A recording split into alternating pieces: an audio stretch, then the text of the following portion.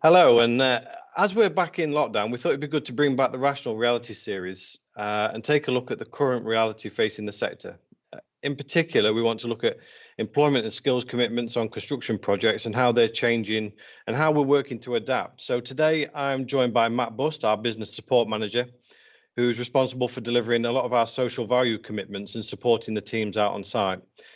Matt's a CITB construction ambassador, a STEM ambassador, sits on a number of construction sector skills groups, and he's our internal considerate constructors scheme champion.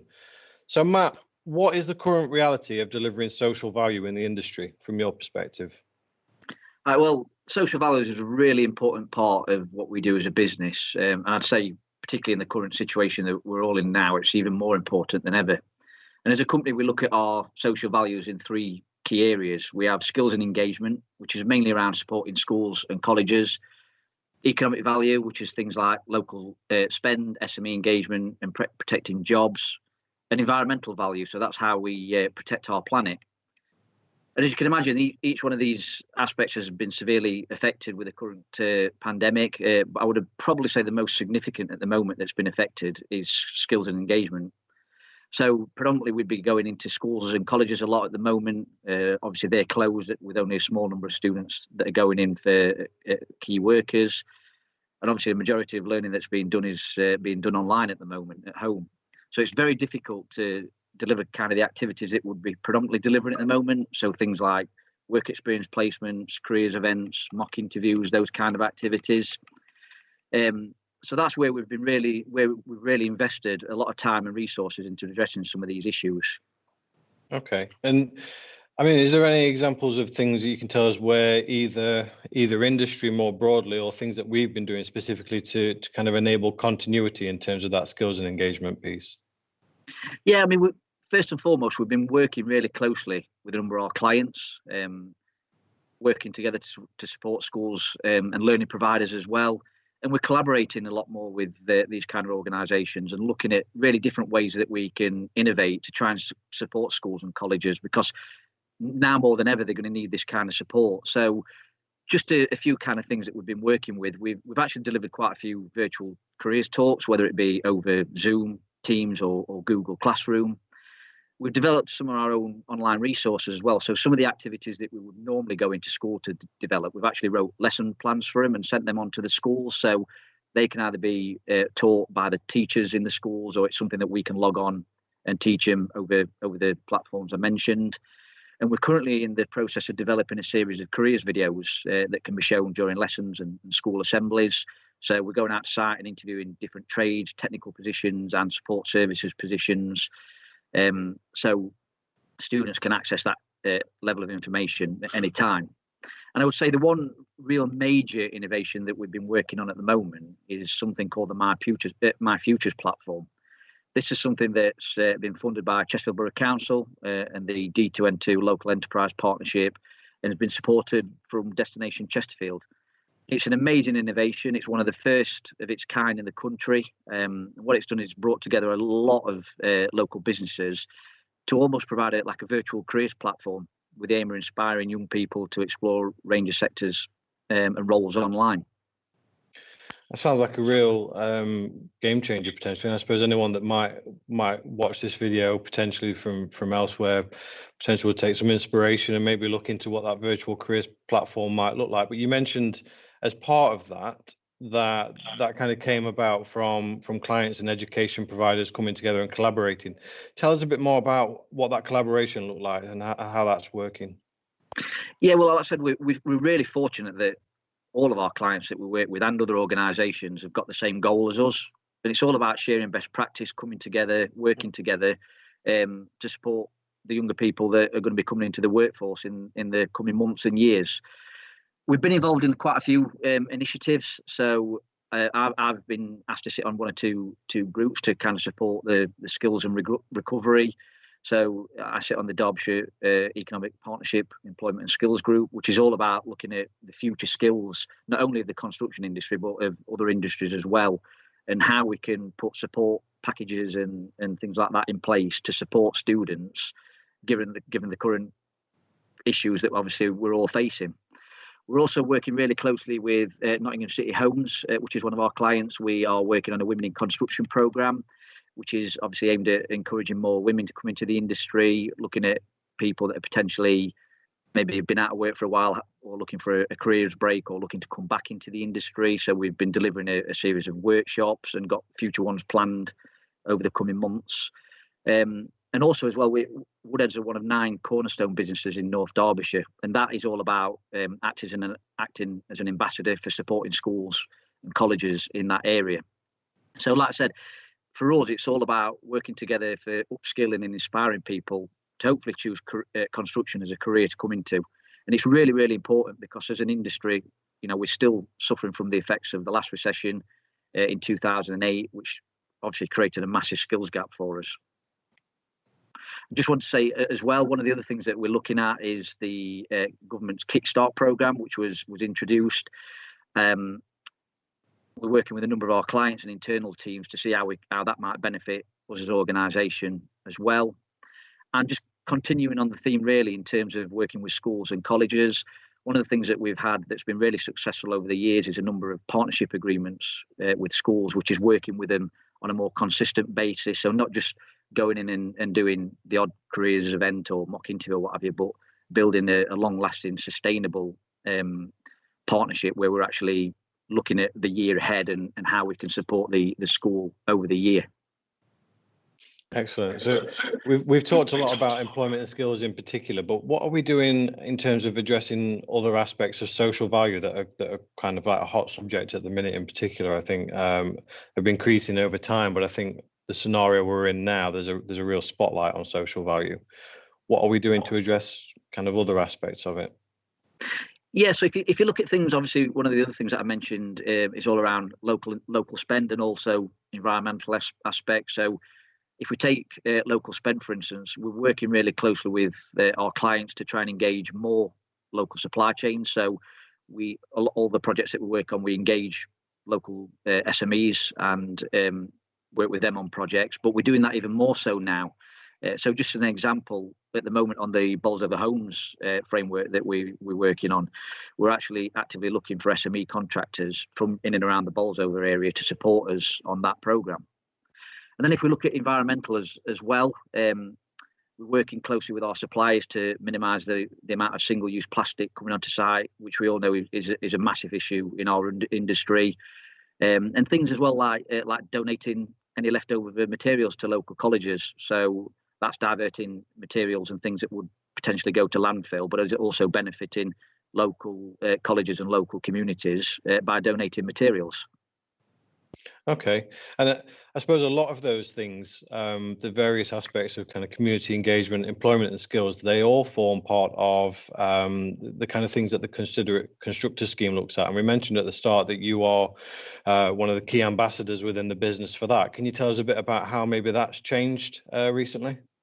Yeah, sure. I mean, firstly, for people that may not know what Considerate Constructors is, it's a scheme that's an independent body. It was set up a few years ago by the industry to raise the profile of the industry, really. We get audited on sites and it looks at a number of key criteria. So that's things like safety, environmental performance, how we look after our workforce and how we engage in the local community. So it really kind of brings all our social values that we deliver together, if you like. And obviously, if you imagine with Considerate Constructors, what they normally do is they come to site and audit the project, and that's not been possible at the moment. So there has been quite a few challenges to that. Our operational teams have been fantastic in terms of kind of not only maintaining our CCS average score, but actually improve it on it. So just to give an example, in 2019, our CCS average score was 36.85. It's now gone up to 39.59. So that's a massive improvement in a year where we obviously have had some massive challenges. And if you compare that to the current, the national average of last year of 2020, which was 37.76, it's a fantastic achievement. But there's ways that we've done this. First and foremost, I think it's brought everybody even closer together. So there's far more collaboration across site than what there ever has been. We've done a lot of refocusing. So we've looked at how we've delivered CCS in the past and put a plan together in terms of how we move forward and meet the challenges that COVID has presented to us. I'd also like to say that, CCS have been really supportive as well. They're always on hand to give advice. They've been really flexible in terms of how they monitor the visits and the kind of activities that they would normally be looking for us to achieve on a site, which aren't necessarily achievable anymore. And like I said, what they're doing now is a lot of virtual audits, so they're being done over Teams as opposed to them coming to site. So it's maintaining everybody's safety as well. Probably as well, it's doing things like we're doing online at the moment with all the different platforms. Probably makes it a little bit easier to meet, because obviously it's cutting out travel, which obviously also benefits the environment as well. It means that you can probably get more meetings in, because timescales is not much of an issue. And then finally, I think as well, we've been looking at a lot of our internal resources. So it's given us a chance to actually develop a whole raft of resources that we've put on our intranet that's available for our site teams to access to support them through CCS. And I suppose as well, in response to COVID, a number of our sites have been doing things like working with local shops, and most of our sites now have set up food banks where we're donating any food that's been collected to local shops and drop-off points as well. There's a lot of things to consider then when it comes to CCS and all the different aspects of it. And I guess one key point there is that we've got that resource available internally for people to go and look at the kind of things that they can be doing to kind of promote CCS on their sites, which is great. We've been able to do that. It's also interesting that you mentioned about the collaboration and the fact that people have been working more closely together, which is kind of a juxtaposition when you consider the fact that at the minute everyone's got a social distance and you can't actually get closer together, but everyone seems to be working closer together, which is quite interesting. Yeah. Looking ahead to the future, though, we've got National Apprenticeship Week on the horizon, which is starting on the 8th of February, and the National Careers Week on the 1st of March. And normally you'd be visiting a load of schools and colleges and getting out there promoting these things and working with the various partners on that. How are the restrictions going to impact your role relating to those sort of things? Yeah, I mean, like I said earlier, it's really, really tough. We said that schools and colleges are shut in, and even during the times where they have been opening up, as you can imagine, they've not been opening up to visitors. So there's been a lot more hurdles than usual that would be there. But what we want to do is like I said earlier, it's still probably more so important than ever. We didn't want to miss a year. It's really, really important that we're still going in and supporting schools and colleges. And also for the students, it's really important that they don't miss the opportunities to interact with employers that's going to support them in the future. And are there any initiatives, anything that you're working on at the moment to overcome those hurdles that maybe anyone watching this might be able to get involved in at all? Absolutely. I mean, yeah, one of the things that I wanted to mention, something that as a business we're currently in the process of developing and will be shortly launching, is our own Construct TV. And that what we're going to do with that is issue a whole series of videos, video content to help people wanting to find out more about construction. And all the different raft of careers opportunities available. So that kind of mentions what I was talking about earlier about all the careers videos we're doing. I also mentioned the My Futures app, which at the moment is a virtual careers event, but that's being developed and added to. So other initiatives will be coming onto that as well. So anybody can download that app, and if you just go to your app store and type in My Futures, you'll be able to find that on there. And I do encourage anybody to download it. It's a fantastic tool. We've also working really closely with Chesterfield Borough Council and some of our other partners in that area. We've just launched a Women in Construction mentoring program, and that's aimed at working actually with schools. It's obviously going to be delivered virtually, and it's working with schools across the Derbyshire area. But we're going to be having mentoring sessions with some key staff within Woodheads and students from schools that we're hopefully going to be mentoring until July, when the academic year finishes. And also as well, going back to what you said about apprenticeships, we've actually just taken 2 new technical apprentices on. So this is something we do every 2 years, and apprentices in general bring so much to the business. And I had a look earlier, and actually over the last 12 months or so, we've recruited 5 apprentices into the business, which actually is one of the highest amounts in a year for us as a company. just going back to the technical apprenticeship role, is really kind of aimed at individuals that are interested in construction, more on the technical side, but don't necessarily know what area of construction they want to go into. So they come into the business and they look at every different area of the business. So looking at all the different technical roles and the business services roles as well. And it's a 2-year program, and then once they've gone through that, and hopefully after the end of the 2 years they've decided which career path they want to take. It might then be moving on to university, or what the next training program is relevant to the role that they've decided to do, but they will then go on from an apprenticeship to a trainee within the business.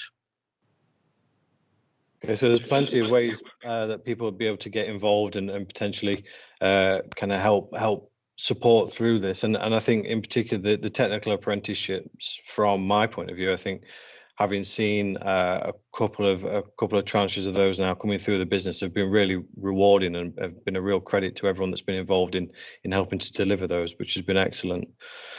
Just to wrap up then, you and I have worked together now in various guises for maybe 20 years, probably now. Yeah. We've been through some challenging times, but what would your recommendations be to other organisations that might be watching this? I've said it quite a lot throughout this interview. Collaborate, work together. There's so many organisations that are out there that want to help and support, and we need as many organisations to get involved in all these kind of activities. So yeah, it's already brought a lot of people together. We want it to bring even more people together to bring more success.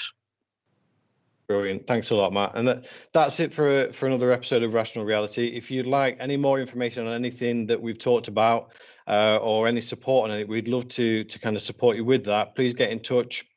Either drop us an email.